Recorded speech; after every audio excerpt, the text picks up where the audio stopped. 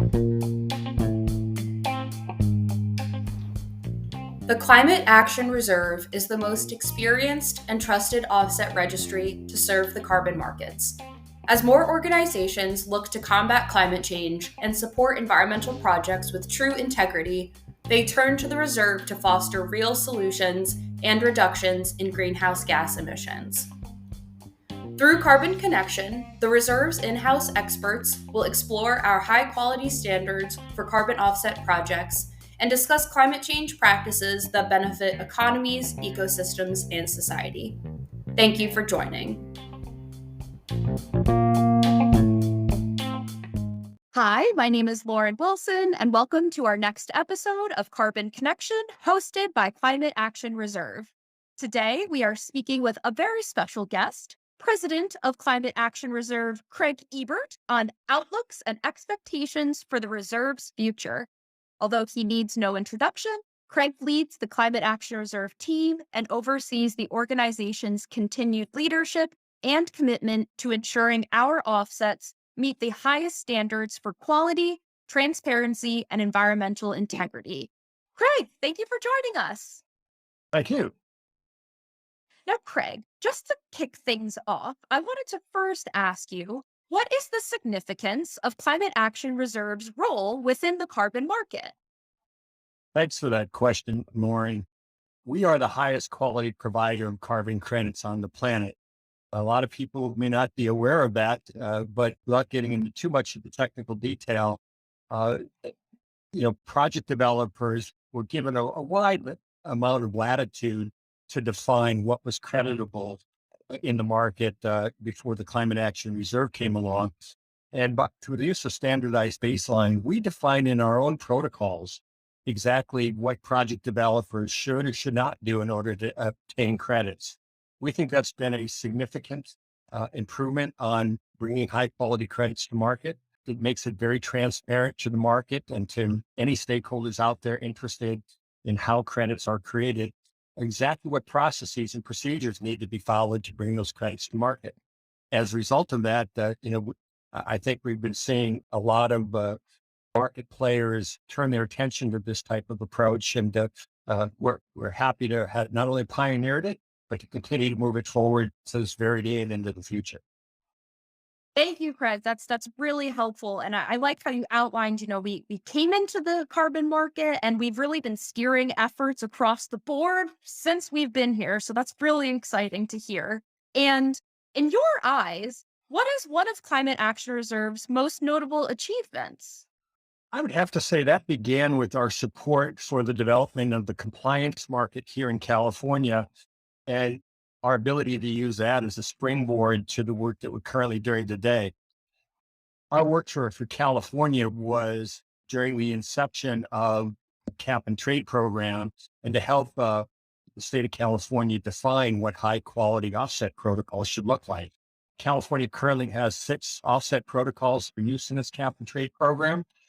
The Reserve was essentially the author of 5.5 of those. And to this day, we continue to work closely with the Air Resources Board in California to ensure that the credits coming through the program are the highest quality. We're going to continue to do so. That has really sent a message to the rest of the world. High quality crediting can work under a compliance program. Now, we've been able to use that, as I said, as a springboard for developing a wide set of voluntary offset protocols across North America, most of them here in the US, but also several in Mexico, particularly our Mexico Forestry Protocol, as well as protocols in Canada. And that is really sending a message to the voluntary market, how to bring those higher quality credits to market. It really is fundamentally important to maintain the integrity of the credit market. And we do that in what we call a conservative way. That simply means that we're not going to overestimate emission reductions. We're going to err on the side of benefiting the environment and only issue credits on the low end of the scale, so that essentially we leave additional environmental benefits on the table. And that's fine. It's going to be a hallmark of what we have done and what we're going to continue to do moving forward. Thank you, Craig. That was really, really helpful. You gave such a great overview of the core principles that really define our work, but also historically how it started in California. And now we've really been able to branch ourselves across the world, across regions and countries. And it's really exciting to hear. And we do know there are some critics who contend that carbon credits cannot be relied upon for significant emission reductions. And I'm wondering how you would respond to that. I will start out by saying that that is absolute nonsense. There are definitely critics out there who don't understand the way market-based solutions work, including the role of carbon credits in that approach. I think if they really do a deep dive to understand it, they'll quickly come to understand that a carbon offset, carbon credit, call it what you will, is nothing more than an emission reduction beyond the fence line of a company's or an organization's operations. There's absolutely no reason from an accounting standpoint why we cannot identify what those mitigation opportunities look like and how to tackle them in a conservative way. That's exactly what we do here at the Reserve. And it's fundamentally critical to solving this climate crisis. Frankly, while we all hope that government-led initiatives to address the climate crisis accelerate in ways that we're currently not seeing, but there are hopeful signs, frankly, private sector investments have the ability to outpace government-led actions, as well as invest enormous sums of capital in climate mitigation in the process. But we can do so in a way that frankly deals with a variety of other concerns, including issues like environmental and social justice. The ability to create emission reductions in many developing countries is fundamentally critical to solving this problem. As their economies grow, they have to set upon a sustainable path. They can't do that without the support of governments elsewhere, but also the private sector across the board that can invest in those clean development pathways. So I think it's important that we recognize that as a starting point and understand that these voluntary market efforts are really a companion to government targets and climate mitigation actions governments might take. We're not in competition with the governments, whether it's a compliance-based program or a voluntary program. The reliance on market-based solutions is frankly a way to assure that we get the most rapid amount of reductions at the most cost-effective pace possible. And that is exactly what the world needs right now. Thank you, Craig. I really appreciate your response to some of the critiques that we face. And it's really helpful just from your own perspectives to outline why you see the carbon market and especially climate action reserves role in ensuring we bring social and environmental benefits to the field and really partner with some of these folks on the ground in doing so. And what is on the horizon for Climate Action Reserve? Or rather, what can we expect from the reserve over the remainder of 2022 and into 2023? Well, in my time here, we focused on expanding our operations across North America, and we're going to continue that focus to bring new and improved methodologies to the market in the United States and Canada and in Mexico. We've got a number of things underway, including updating our forestry and landfill protocols in Mexico is just one example. And we're looking at opportunities to bring new protocols to market as well, including options that will help major emitting sectors like the cement sectors, for example, or for some of the other major emitting industrial sectors. But we're not going to just rest on our laurels in the North American market. It really is an opportunity to expand our expertise in our way of doing things to other countries and other markets. And we are currently looking into that in a major way, including working potentially with other Latin American countries as well as beyond. Fact of the matter is, all of us need to be doing as much as we can, as quickly as we can to address this climate crisis. And that really is part of our strategic vision. We have to move as nimbly as we can in a high quality way to address the development of these new methodologies, but they have to come to market. We have to get the capital flowing into these investments to make sure that the world is setting upon a no carbon pathway as quickly as possible. Thank you, Craig. I think you put that so wonderfully. We're all facing this global climate crisis, and being able to share knowledge and expand our impact into new geographies, sectors, regions. It's really wonderful that the reserve is stepping up and making sure we're part of the change. And are there any expansion opportunities for Climate Action Reserve on the horizon that you're most excited about? Honestly, I'm excited for all of them. Perhaps a better way to address that question is we look at a variety of different criteria for considering what we want to undertake. One key criterion is how do we maximize the climate benefits? Let's look at essentially that low hanging fruit where we can bring a lot of emission reductions to market. There's still a lot of untapped territory there. And that's one of the key considerations that we take. Frankly, the global climate is demanding it. And so that we need to be focused on where we can get the most bang for the buck, if you will, in terms of emission reductions. Having said that, that's certainly not the only criterion, nor should it be.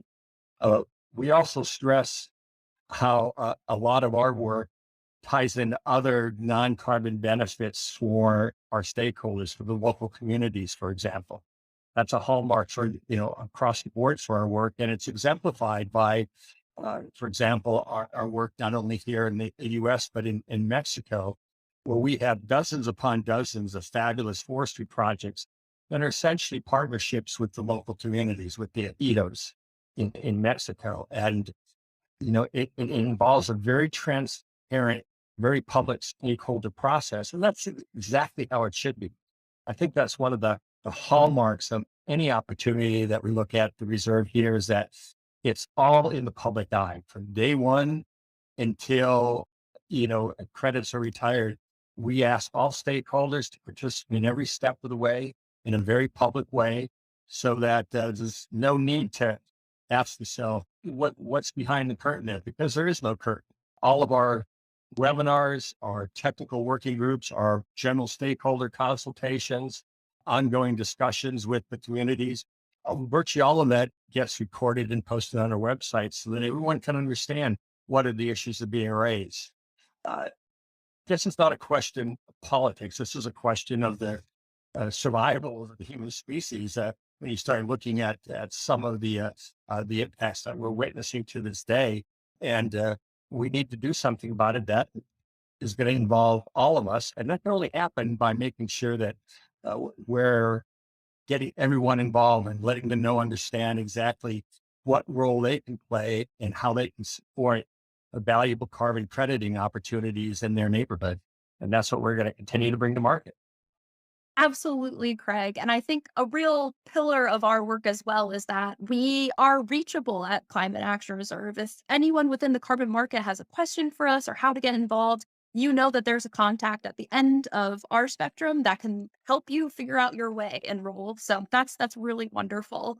And Craig, before our last question, I just want to quickly thank you for all of your perspectives today and sharing your abundance of knowledge within the carbon market and Climate Action Reserve sphere. And for our last question, I wanted to get your perspectives on if there wasn't anything that I covered today that you really wish I would have asked you, what would that question have been and how would you have answered? I think that question is fundamentally is how much time do we have? One thing that seems to be too often missing in this discussion is that sense of urgency. It's important for everyone to understand that humanity is out of time. We're not running out of time. We are out of time. That is not a personal opinion on my part. When you look at the latest guidance from the Intergovernmental Panel on Climate Change, they've basically told the global community, everyone should ask themselves, what's the likelihood of having emissions by 2030? We are not on that pathway. There's no questions that we're going to have to deal with some significant climate impacts, as we're seeing already, whether it's drought in the West or fires. Pakistan is virtually underwater right now. Storm intensity is increasing. We're just seeing the initial effects of it. And I could go on and on. When I first started working on climate over 35 years ago, there were impacts that we thought were long-term and we wouldn't have to particularly worry about. Things like melting of the Greenland ice sheet or major calving of glaciers in the Antarctic. And guess what? We're dealing with that today. So the message needs to come through loud and clear. We need to act now and as rapidly as we can, because we're nowhere near achieving the goal of limiting warming to 1.5 degrees centigrade or 2 degrees centigrade or whatever one might think should be the achievable goal. We happen to be at a point in time when I think that message is getting through to the global community. There's a couple of efforts underway right now globally to define a robust voluntary carbon market. For example, there's the Voluntary Carbon Market Initiative and the Integrity Council for the Voluntary Carbon Market. I think those are critical efforts that need to recognize the need for haste. I don't mean sloppiness, I mean haste. We know how to get this done. And that's really one of the important takeaways. Again, when I first started working in this area, we didn't know what the solutions look like in so many different ways. But the fact of the matter is that we now know what that solution set looks like to solve the climate crisis. It's available and it's cost effective. I believe it was the UN released a report just a few weeks ago saying that the world can move to renewable energy technologies with a payback period of 6 years, which is incredible when you look at it. I'm sure there's a lot of caveats built into that claim, but the fact of the matter is, as we're seeing today, is that options like solar PV farms and wind farms are cost effective with existing fossil fuel fired plants. And therefore, it's just a question of commitment and making the capital available so that the world can determine what that green development pathway looks like. Yeah, I wanted to say, perhaps just one of the things in relationship to that sense of urgency is that we cannot overly constrain voluntary action by letting perfection be the enemy of the good. Voluntary action is in concert with whatever governments want to do, which includes often emphasis on voluntary actions, as we've seen in the US since the 1990s. So we're partners in this fight, and we all need to be rowing in the same direction. We also need to understand that perhaps society may make mistakes along the way, or perhaps a better way to think of or improvements we could make, but that's fine. We'll bring conservative approaches to market that can help address these uncertainties and these challenges. And by that, as I said earlier, that's erring on the side of benefiting the environment.